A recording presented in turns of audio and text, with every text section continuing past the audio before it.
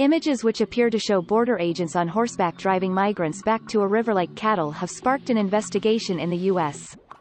The pictures widely shared on social media show the riders using their reins against the migrants and pushing them back towards the Rio Grande in Texas.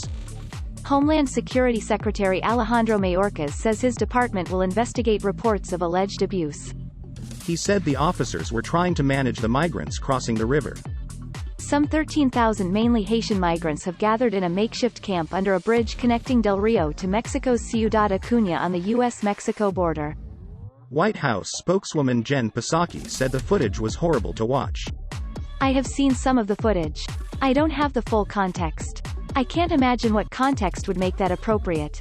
But I don't have additional details, and certainly I don't think anyone seeing that footage would think it was acceptable or appropriate. Some social media users said the pictures were reminiscent of the violence seen in slavery times in the U.S.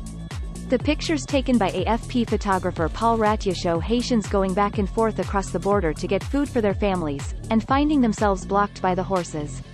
Some of the migrants started running to try to get around the horsemen, and one of the agents grabbed the Haitian in the picture by the shirt and he ended up swinging him around while the horse trotted in a circle, he said of a couple of particular photographs.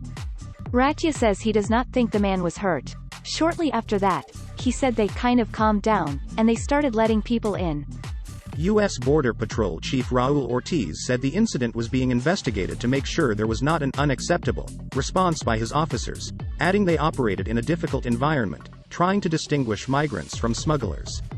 The UN's refugee agency, the UNHCR, has said it is monitoring U.S. expulsions to Haiti, adding it was imperative that people fearing persecution had access to asylum, Reuters news agency reports. The U.S. government has reported a surge of migrants arriving at the border with Mexico this year. The number of people detained there in July exceeded 200,000 for the first time in 21 years, according to government data.